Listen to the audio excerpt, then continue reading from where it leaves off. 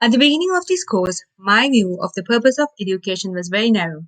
I simply viewed education as a process by which educators pass on knowledge and skills to students in a learning environment. However, I've come to understand that education is a broad topic with several stakeholders such as students, parents, education policymakers, and private corporations contributing towards its purpose. Sir Ken Robinson highlights three key fundamental purposes. Firstly, the economic purpose.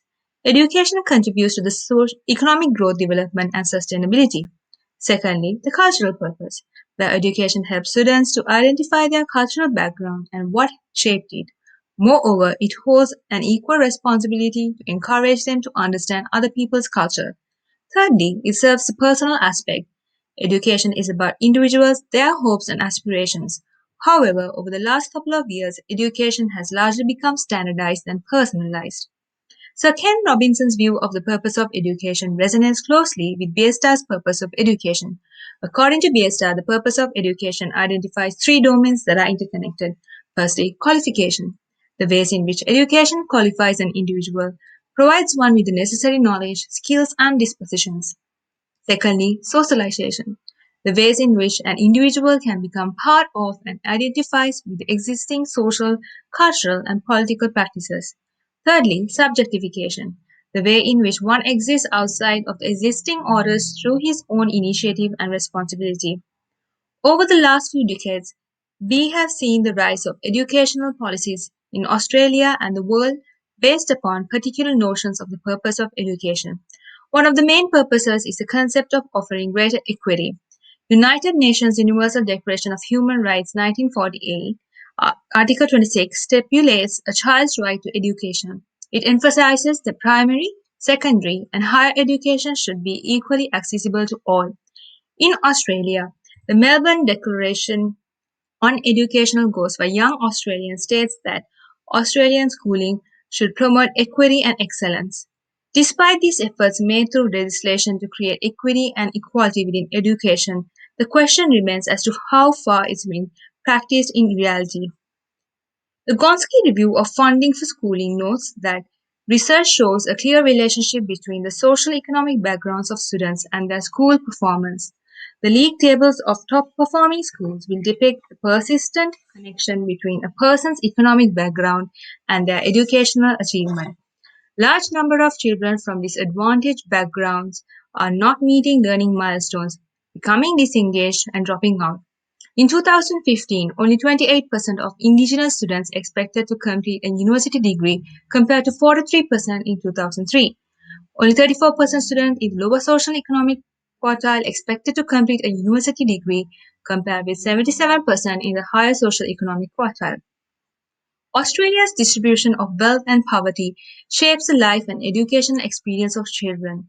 Equity is reframed as a market enabling mechanism due to the economic influence it is subjected to.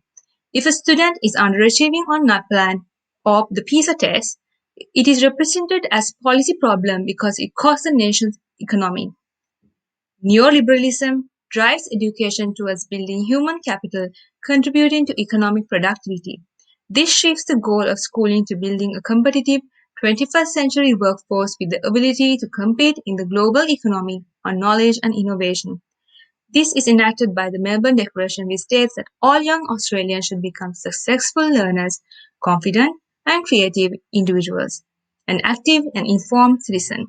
However, many important social, personal, and emotional purposes of schooling have been disregarded. This has caused a shift in the language of education, which Biesta introduces as learnification of education. It uses language such as learners instead of student, learning environment instead of classroom, and redefining teaching as facilitating learning. The problem is that this use of language prevents people from asking the key educational questions of content, purpose, and relationships. If the education process is boiled down to the strict minimum, what remains is the teacher and the student. Over time, that relationship has become obscured by distractions such as national policies, testing regimes that do not contribute. Education should be a radical commitment to improve learning. However, improving educational achievement requires wider economic and social inequalities to be addressed. Many young Australians put at disadvantage are often stereotyped, made to the norms and practices of the education system that works against them, and along with their communities and families, blamed for their deficiencies and poor choices. By understanding the effect of social and economic inequality, we can challenge the educational practices that contribute to this inequality and transform disadvantage into advantage. To a great extent, this means creating an education system that values the diverse social, economic, and cultural backgrounds of its learners. In Australia, the largest ethnic group is Australians of British descent. This has resulted in the dominance of Anglo-Celtic norms, values, and practices, which are reflected in Australia's history, political systems, and values. However, Australia is an extremely culturally diverse country. Do educators recognize, celebrate, and use the diverse experience, knowledge, and languages that children bring into the classroom? Unfortunately, diversity is not always represented in the curriculum and practices of learning settings. People view the world through the lens of culture, a system of beliefs, customs, and behaviors that are filtered through our experiences. It is important for educators to understand that their cultural lens may differ from the cultural lens of students and to recognize that those lenses are equally valuable. Educators must effectively interact with families from differing backgrounds and build relationships that support student achievement. Chris Serra, in the Stronger, Smarter philosophy, honors a positive sense of cultural identity and acknowledges and embraces positive community leadership through high expectation relationships. As educators, having high expectations of our students will help them build self-confidence, fostering intrinsic motivation for learning. Educators should develop social skills through different teaching strategies and also by using restorative practice approach within a classroom. When a wrongdoing has occurred, it results in damaged relationship which must be restored through conversation. There is an emphasis on strengthening relationships to prevent the isolation and rejection that can be felt by both the victim and the wrongdoer. By this, students foster social skills such as increased empathy towards others, awareness of one's own behavior and being accountable for that, increased respect and reflective thinking. Teaching students these skills reduce student behavior problems such as aggression and bullying. Education must enable students to become free thinkers that helps in self-actualization, which caters towards self-fulfillment as recognized by Maslow. Achieving one's full potential or becoming the most that person can be should not be manipulated by the prevailing status quo. Paul Freire believed that education, in the broader sense, was part of a project of freedom. It offers students the conditions for self-reflection, a self-managed life, and particular notions of critical agency. Based on Freire's critical pedagogy teaching, should challenge learners to examine power structures and patterns of inequality within the status quo.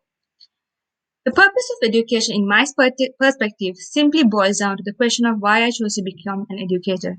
I believe the education system that prevails in my country simply caters into one way of thinking. It did not foster our creative and critical thinking skills, nor did it cater to the individual needs of a learner. Unhealthy competition in the education system prevailed due to fewer opportunities for higher education, as it wasn't accessible for all, but only to those with high cognitive skills or were gifted.